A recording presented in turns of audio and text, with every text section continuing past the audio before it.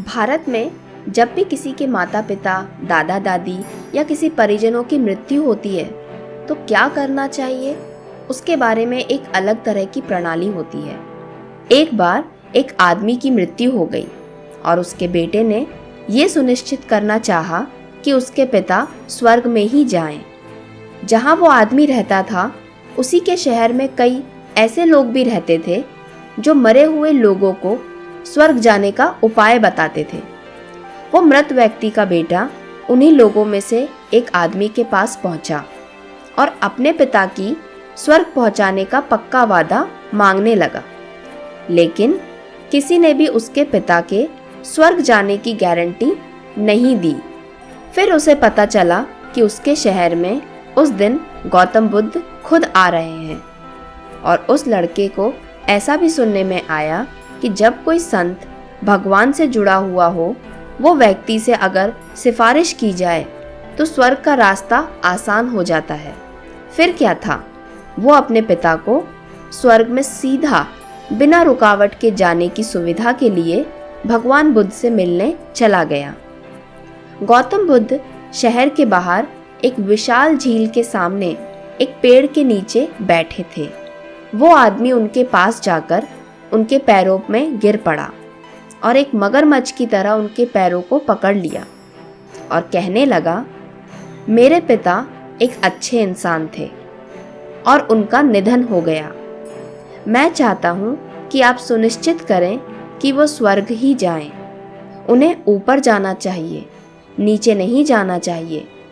गौतम बुद्ध कुछ कह पाते उससे पहले ही वो फिर बोल पड़ा, आप मना मत करना, आप ना नहीं कहना। भारत में एक परंपरा है, अगर कोई आपके पास आता है और आपसे ये अनुरोध करता है कि मैं आपसे जो पूछना चाहता हूँ आपका उत्तर हाँ होना चाहिए, ना नहीं होना चाहिए, तो इसका मतलब है कि आप उस व्यक्ति को मना नहीं कर सकते, क्योंकि वो उस चीज़ को जानने के बारे में बहुत उत्सुक है और आपके पास कोई विकल्प बचता ही नहीं। तो गौतम बुद्ध ने कहा, अब मैं क्या कर सकता हूँ? आपने पहले से ही मुझ पर इस नियम को लगा दिया कि मैं ना नहीं कह सकता। गौतम बुद्ध कहते हैं, ठीक है, आप एक काम कीजिए, घर जाइए, सुबह 4 बजे उठकर नदी में एक डुबकी लगाइए, फिर एक मिट्टी का मटका लेकर आए। उस मटके में आधा पत्थर भर दें और आधा मक्खन से भर दें और उसके बाद उसे कपड़े से बांध दें। जब मटका तैयार हो जाए तो उस मटके के साथ फिर से मेरे पास आ जाए और फिर देखते हैं कि हम आपके पिता के लिए क्या कर सकते हैं। वो आदमी ने तुरंत बात मानी और घर चला गया। मन ही मन जाते जाते अपने आप से पूछ रहा था, अगर आपके पिता स्वर्ग जा रहे हैं तो क्या आप एक छोटा मटका लेकर जाएंगे? नहीं, बिल्कुल नहीं, उसने अपने आप को उत्तर दिया और शहर में जाकर सबसे बड़ा मटका खरीदा। फिर उस मटके को आधे पत्थरों से और बाकी का आधा मक्खन से भर दिया और उसे बांधकर रख दिया। वो इतने भारी मटके के साथ बड़ी मुश्किल से गौतम बुद्ध के सामने आ गया। गौतम बुद्ध ने उसे देखा और कहा, अब मेरे सामने जो ये झील है, इसके चारों ओर 3 बार चक्कर लगाकर मेरे पास वापस आओ। उतने भारी मटके के साथ झील के चारों तरफ 3 बार चक्कर लगाने चला गया। चक्कर लगाकर वापस आकर फिर से गौतम बुद्ध के सामने खड़ा हो गया।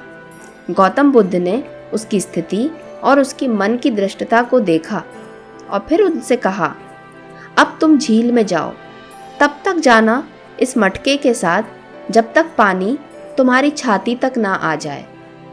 फिर उस आदमी ने पूछा, और फिर क्या करना है मुझे? तो बुद्ध ने कहा, पानी में धीरे से मटके को अंदर जाने दो।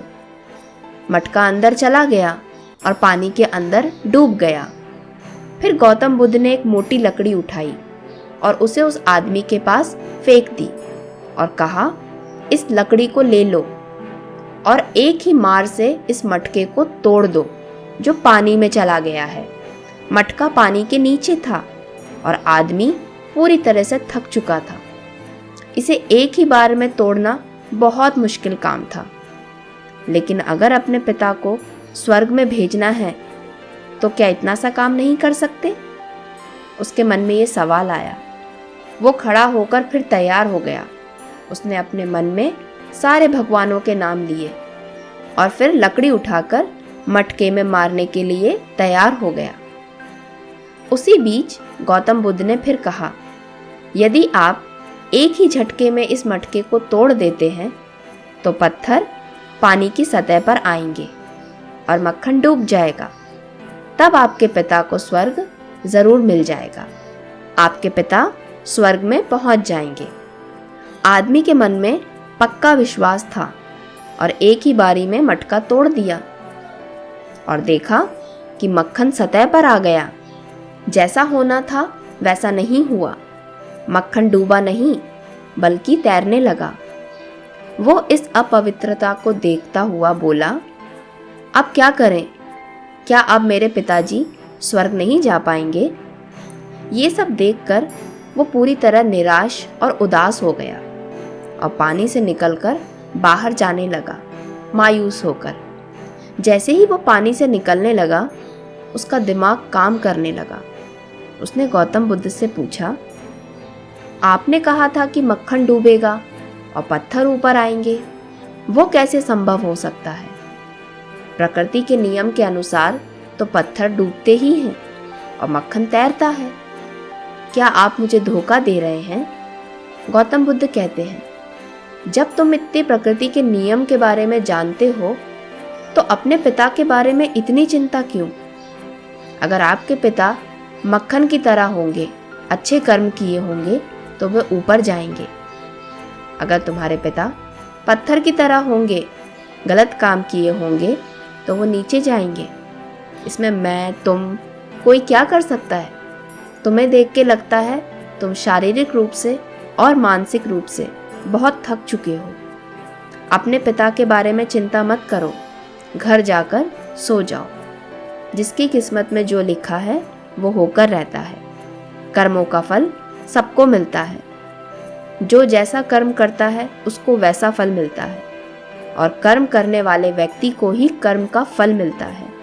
उसके बेटे, उसके बेटे के बेटे, उसके दूर के परिजन अगर उसके बुरे कर्मों को काटना चाहें तो वो ये कार्य नहीं कर सकते।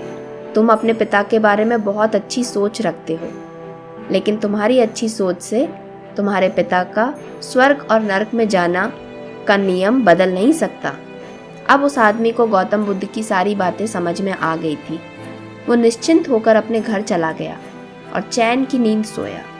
तो दोस्तों, आज की कहानी से हमने यही सीखा, जो भी व्यक्ति अपने भविष्य के बारे में अति चिंता करता है कि उसके साथ आगे कैसा होगा, मरने के बाद क्या होगा, उसे अपनी चिंताएं तुरंत त्याग देना चाहिए। उससे ज़्यादा अच्छा काम ये है कि वो सुबह से उठकर क्या काम कर रहा है उसके बारे में ध्यान दे। जो उसका कर्म है, अगर वो सही से करता है तो ऊपर वाला सही कर्मों की सही फल देता है। आशा करती हूँ आज की कहानी आपको पसंद आई होगी। अगर पसंद आई है तो इस वीडियो को एक लाइक ज़रूर करें। मिलते हैं किसी अगले वीडियो में, जहाँ पर हम एक और कहानी को सुनेंगे जो हो सकता है आपके जीवन में एक छोटा सा बदलाव लेकर आए।